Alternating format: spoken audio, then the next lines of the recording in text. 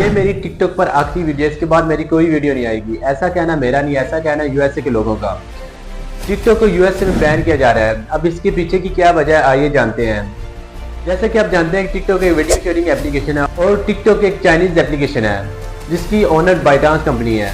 USA में TikTok को ban इस वजह से नहीं किया जा रहा कि उस पर कंटेंट और किसी को आता है या फिर वल्गैरिटी कंटेंट आता है, उसको सिर्फ बैन सिक्योरिटी का इशू बनाकर किया जा रहा है। जैसा कि आप जानते हैं ये टिकटॉक एक चाइनीज कंपनी है और जिसकी वजह से यूएसए बार बार इसको टारगेट कर रहा है सिक्योरिटी का इशू बनाकर।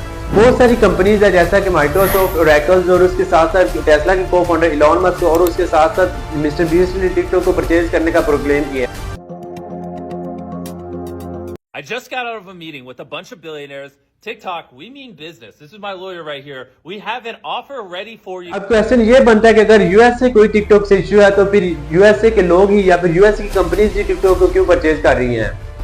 इसके पीछे की रीजन ये है कि यूएसए की कंपनीज कहती है कि बाइडांस कंपनी जो कि चाइना की कंपनी है वो हमारी सिक्योरिटीज को मैनेज नहीं कर सकती, जबकि यूएसए की कंपनीज इस चीज को मैनेज कर सकती हैं, उनकी सिक्योरिटीज को मैनेज कर सकती हैं। अब यहाँ पे क्वेश्चन जो बनता है ये है कि अगर चाइना टिकटॉक को सेल नहीं करता तो फिर क्या होगा? अगर चाइना टिकटॉक को सेल ना करे तो फिर इससे दो मसले हो सकते हैं। सबसे पहला मसला तो ये है कि ये बात आलमी सतह पर जाएगी जिसकी वजह से कोर्ट ऑब्वियसली यूएसए के हक में फैसला करेगी, और इसके साथ साथ जो दूसरा मसला वो ये है कि टिकटॉक को यूएसए में प्रॉपर्ली बैन कर दिया जाएगा। इसके साथ साथ इंडिया ने तो ऑलरेडी टिकटॉक को बैन कर दिया है और बाकी कंट्रीज भी इसको बैन करेगी जिसकी वजह से बाइडांस कंपनी को बहुत ज्यादा लॉस हो जाएगा। जैसा कि आप जानते हैं यूएसए में ये इशू बहुत दिन पहले से स्टार्ट हुआ है, लेकिन अब क्वेश्चन ये बनता है कि अब बात कहां तक पहुंची है। अभी तक बाइडांस कंपनी ने कोई डिसीजन नहीं लिया, जबकि कहा यह जा रहा है कि बाइडांस कंपनी को बहुत ज्यादा प्रेशराइज किया गया है, वो जल्दी से कोई डिसीजन ले, या तो यूएसए टिकटॉक को बैन कर देगा या फिर बाइडांस कंपनी टिकटॉक को सेल कर देगी। 19 जनवरी में डोनाल्ड ट्रंप ने प्रेसिडेंट का लफ्ज उठाया यूएसए में। Please raise your right hand and repeat after me. I, Donald John Trump, do solemnly swear. I, Donald John Trump, do solemnly swear. तो ट्रंप ने चाइनीज सदर और उसके साथ साथ टिकटॉक के ओनर जैंग जेमिनी को भी यूएसए में बुलाया, और इसी के साथ साथ ट्रंप ने टिकटॉक को 90 डेज की extension they the. As of today, TikTok is back.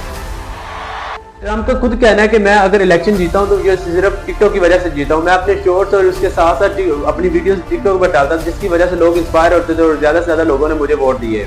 अब एक्सटेंशन मिलने की मेन वजह क्या थी और इसके साथ साथ यूएस गवर्नमेंट क्या चाहती है और क्रिएटर्स का क्या होगा जो इतने बड़े बड़े अकाउंट्स लेकर यूएस में बैठे हुए हैं? असल में अमेरिकन गवर्नमेंट चाहती है कि टिकटॉक से अमेरिकी ऑपरेशंस को चाइनीज कंपनी से अलग किया जाए और अमेरिका से अपनी कस्टडी में ले सके। जैसा कि मैंने पिछली वीडियो में बताया कि टिकटॉक का वेरिएंट चाइना में कुछ और दिखाया जाता है और उसके साथ साथ बाकी दुनिया में कुछ और दिखाया जाता है। इस वजह से यूएसए चाहता है कि इसे अपनी कस्टडी में लेकर अपनी मर्जी का कंटेंट अपने मुल्क में दिखाया जाए। अब सवाल ये बनता है कि ये इशू स्टार्ट कब से हुआ?